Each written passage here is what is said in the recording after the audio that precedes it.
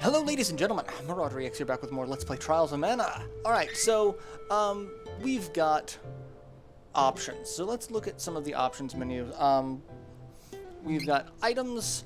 We organize through a ring system in combat by using the up on the D-pad. So far everything we've got is on our ring because we have room for, you know, X number of items, and we are 4 short according to this. So we've got candy, which recovers 200 HP, we've got chocolate, which recovers 500 HP, fairy walnut, which recovers 50 MP, medical herb, which heals a status effect, stardust herb, which dispels an ally's magic effect, which is good like if you accidentally cast a buff that is strong against one enemy but weak against another, and you don't want to deal with that. You could just get rid of that. Cup of Wishes revives a fainted ally and restores all of their HP. That is exceptionally overpowered. They are really expensive, though. Magic Rope returns party to the entrance of a dungeon. We also have magic items, which we don't have any of. These can cast buffs or debuffs on foes and enemies and things as such. Projectile weapons are thrown weapons that just do a set amount of damage. Kind of useful for certain boss fights where it's kind of hard to get a melee attack, which is one of the reasons why I went with a caster, because it doesn't matter if... class items, which allow us to change class as we progress through the game. Also, they have certain uses as well, either casting a specific spell or buff or debuff or something in combat. Key items, just special items. And seeds. These turn into items when we plant them. Plant them in a magic pot to grow an item. We have gear and stats. So right now we have Durin, who is level 1. I get my next level on 30 XP. I have 92 HP, 4 MP, an attack of 11, defense of 10, magic attack of 4, magic defense of 7, strength 7, stamina 7, intelligence 4, spirit 5, luck 6. And then we have abilities, which I don't have at the moment because I haven't learned any. Moves, the only thing we've got right now is Crosscut, which is our special attack. We will get one for each class change. Each class change has its own specific skill. So like if as we go through the game, the class change goes either a light or a dark path, and then from that you get another light or a dark path, meaning you can be a light light or light dark, or a dark light or dark dark, depending on how you go about it. And each one of those classes has a different... So like the light class and the dark class have a different special attack that I'll only get by picking that. And then of the 4 finals, each of those will have one. Locked abilities and moves are things that we will get as the game progresses. And then one new thing to this one is we can actually change our costume based off of the classes we pick. So like if I, you know, promote to a different class, but I don't like the way that class looks, I can go back to this. It kind of sucks that you can't pick of any of the options, just the ones you've been, which can be kind of obnoxious. But yeah. Then we have training. We can use training points as we level up to learn moves and magic. And press down to bring up the menu, select a move. Okay. Increase stats. Increase your base HP, MP, strength, stamina, intellect, or luck. Abilities will grant your special bonuses. Chain abilities with the like 2 people hugging command next to them. These abilities will affect other party members in addition to the player characters. So chain abilities are really useful because it's like you can put that on one person and all of them get the effect. And so like right now we can learn... Well, we can't learn anything because I don't have any training points, but Durin, if I put 2 points in strength, I learn counter, which attack increases by 10% for 30 seconds when I receive damage. It doesn't stack, as the effect cannot overlap, is the kick to that. Break armor. Normal attacks are better at breaking armor by 50%. That's another thing that's new to this, is enemies, some have a shield effect that you have to kind of burn through before you can do damage or even stun them. And then each of these has their own different list of things. So like stamina, HP plus 10, defensive, defense and magic defense increased by 10% while using a charge attack. Some of these are really, really specific, and as such, I'm not a fan of them, but you need to do certain things in order to get certain abilities as the game progresses. So I'm kind of bummed about that. Strategy, we can't really do anything here at the moment because this is more for when you have 2 other people and you're going to be switching between your party members. You can change their AI to a degree, target other enemies or the same enemy that you're targeting, focus on attacking or balanced attack, you know. And you can also customize how often they will use certain abilities. Like you can say, like, just spam items if you have a ton of items. Normally you don't want your allies doing that. Like in Kingdom Hearts, you know, having your allies just eat a bunch of your potions. Not a good thing. Whereas Donald will still never heal you. And then we have the adventure log, which basically tells us all of the things that we've learned through the game. So like it told us how to use the dash function, what the item menu is, what the silver and gold mana statues are. And like that'll cover everything, and then it gives a brief recap. So yeah. There's really not anything else that we can do. There are like we can change some options as well. You can change the voice between Japanese and English. I will actually probably turn the character voices down so that their attacks in combat doesn't, you know, drown out anything that I'm trying to say or do. I wish you could turn the voices off completely. We have subtitles on, that's fine. Speaker on. Text speed, camera adjustment, vibration. I turned vibration off. Battle animations on. Mini-map display, mission display, control display, brightness, dash options, and copyrights. But yeah, I kind of wish I could just turn.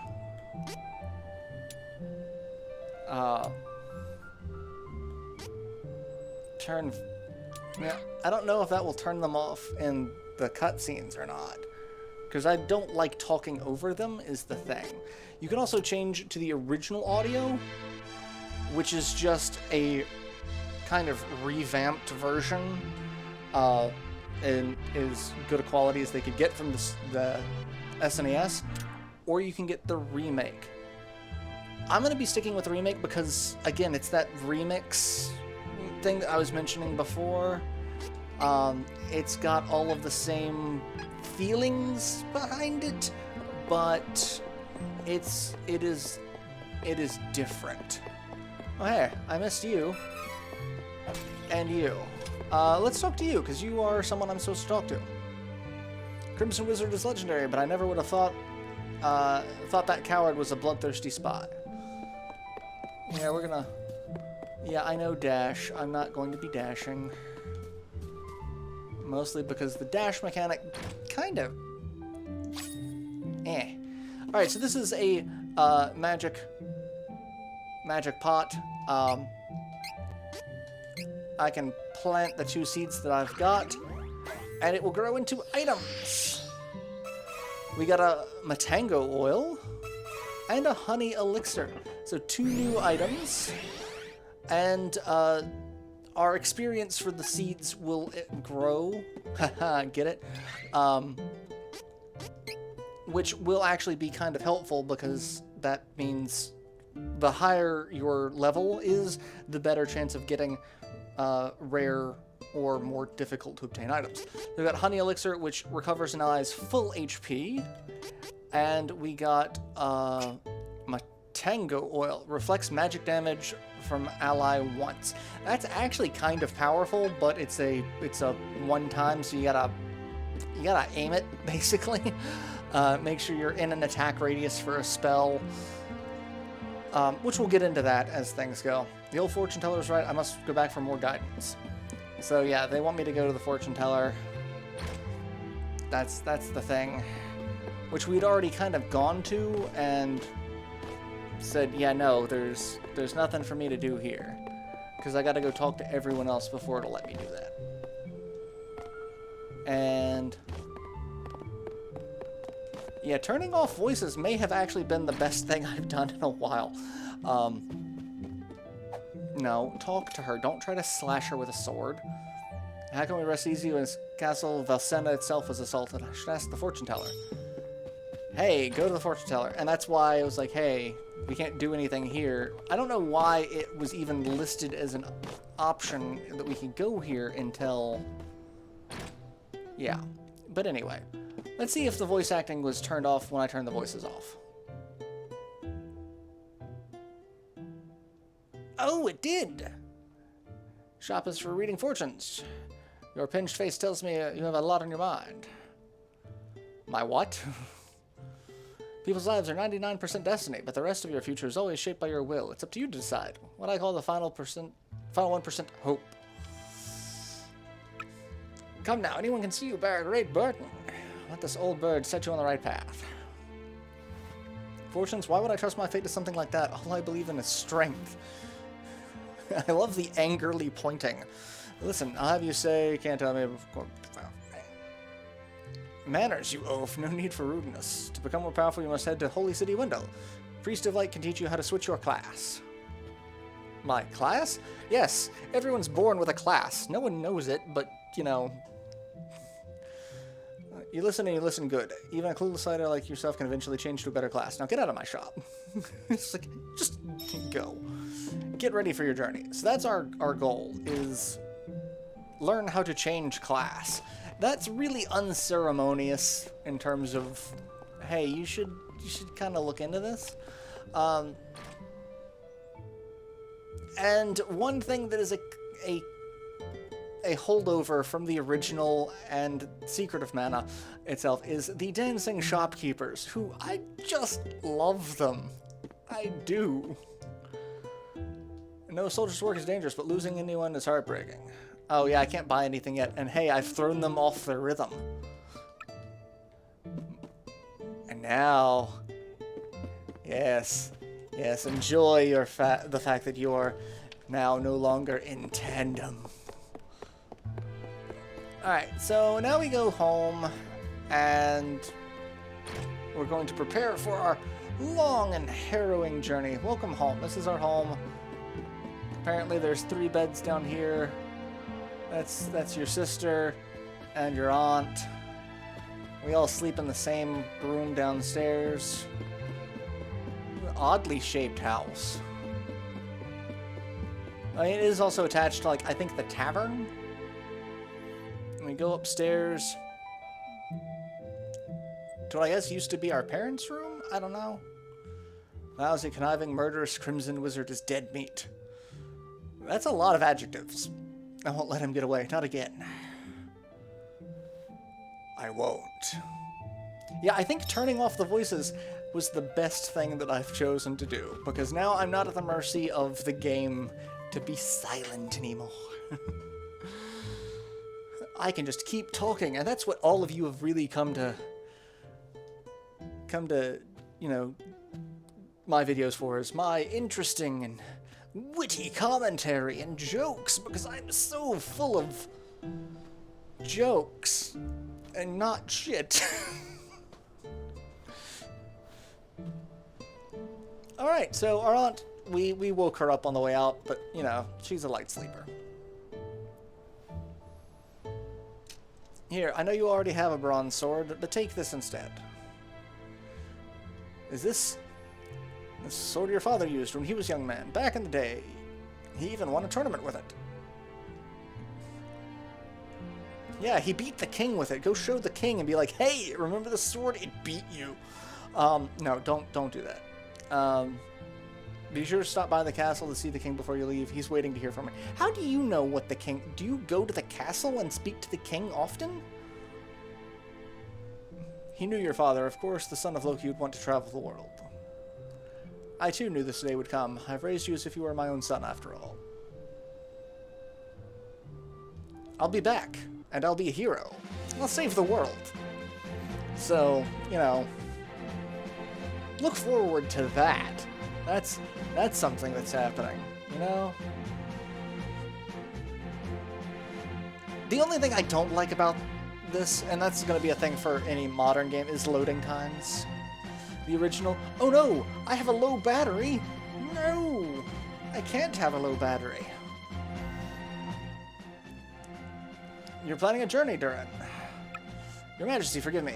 It was my weakness that allowed the enemy to escape so easily. I wish to atone for my mistakes. I cannot forgive the wizard for what he did. For the first time in my life, I was utterly powerless. He not only defeated me, he insulted you, my king. I do not plan to return home until he's answered for these crimes. I cannot. Acknowledged. You have my blessing on your journey. You could also give me some money. I fear that perhaps he was raised too proud, but I see he's just like his father at that age. I do like the king's crown. It looks really cool. It reminds me very much of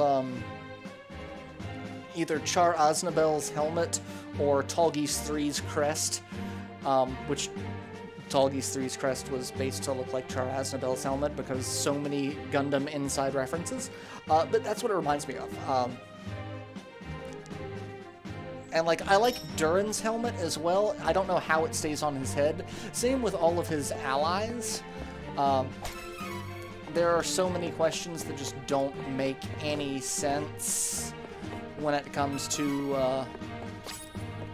how that works. But, alright, so we're gonna dash. Because I've got a straight shot ahead of me. Because the second you stop, the dash stops. And that's, you know, kind of obnoxious if you run into something, because it counts as a stop. So that's why I don't do a lot of dashing. I think I can change the setting to auto dash, and I'll just always be dashing while moving. But that can throw you off when you're expecting combat. But hey, we get to go out into the world now, and this is going to be great. The music is... I remember the first time I heard this, playing this game on an emulator. Like, feeling like, oh, the music feels out of place. Like, no, it doesn't. This feels so in place. And the first enemy! A rabbit. Or rabbite, really. And yeah, he hit me, but it doesn't matter because there's a green container over here. That green container will restore some HP. There's purple ones that will also restore MP. So, like, it doesn't matter that I'm taking a couple of superfluous hits. In fact, I'm gonna take a couple more superfluous hits just so I can get the most out of that as possible. And one other thing we can do is repel attack, which will knock enemies further away. And another mechanic is daylight savings time. I mean, day shifting. There's a day and week system. So, like, there's day and night, and then there's days based off of the elements. So, yeah, it can be really interesting. Because that's a thing magic can be affected by, so keep that in mind. Which, that's something I'm actually kind of used to, because another Square-Enix game, Final Fantasy XI, had that as well. So, like, you'd have Fire's Day, and Fire's Day would have, you know, fire magic would be more powerful, both in using it and having it used against you. But at the same token, like, anything that was... Fire's Day is a better day to attack, you know, like, ice-based enemies, because they were weak to fire. So, you know, that level of confusion will pop up in this game as well. And just taking out the enemies as I can, getting slightly better at the combat system, and we leveled up which now means we can use our training points. I'm gonna come up here. Oh, no, I thought there was a treasure chest up here. Oh, it's on the other side. Okay. So we'll kill them. We'll get the treasure chest.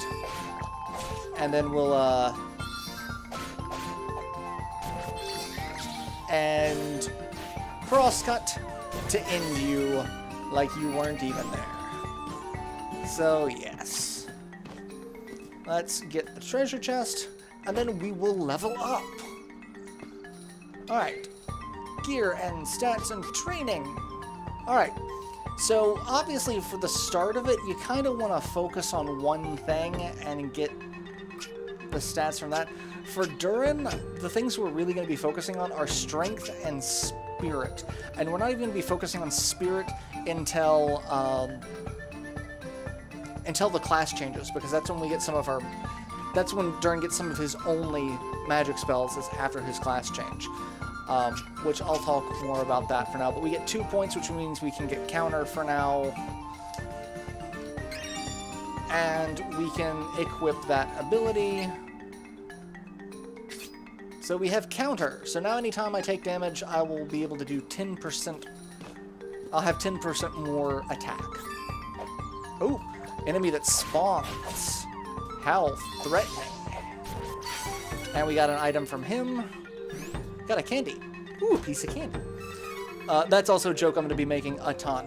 Also, you get modifiers for experience based off of how quickly you beat enemies and other factors. So like if you use a class effect, or a special attack, a charge attack, spell, an ability that that enemy is weak to, or if you manage to one-shot them, you can get a bunch of modifiers that will increase your base XP, which means it's defeated within 10 seconds. I got plus 5%. So yeah, it kind of behooves you to beat enemies quickly and efficiently so that you can get some more, you know, XP from it. Another health and another treasure chest, but a new enemy! An adorable mushroom! I'm just gonna knock you down there. Well, I gotta come down here now and kill you. Oh, you hit me. Well, you'll regret that. And we'll get this. Another cup of wishes. And then there's an item over here. And there's going to be items hidden all throughout these maps. So it really does kind of behoove you to kind of look around. Like, I've kind of already been everywhere now on this section. But as the game progresses, the maps will become slightly more complex and convoluted. Now we have a blue canister, which will give us more of our special attack gauge. So, like, I can come up and start this fight with a crosscut. Didn't kill him. But hey, I beat him real fast. Defeated without taking damage. 10%. I could have swore I beat another enemy without taking damage and didn't get that, but oh well. So, and also, like, the attack that knocks them back doesn't knock them back if they're already on the ground. So you kind of have to, you gotta plan out attacks. Oh, and enemies are sleeping. If you can try to sneak up on them too. Like, sneak up, and if you attack them from behind, damn it. Well, I think I got a crit anyway. You can get a crit attack, and that's actually really beneficial if you can get a first strike in like that. It can help a ton. Alright, get that, hop down here, get that, and hop back up, and we'll go over here. Also, I'm about out of time, so I should probably end this episode here. I kind of wanted to make it to a save point, but the game does auto-save, so it doesn't really matter, especially since apparently I have to charge my controller, it seems. So yeah, I'll go ahead and end the episode here, and I'll see you all in the next installment, where we will continue exploring Mulberry Moors. So till then, later everyone.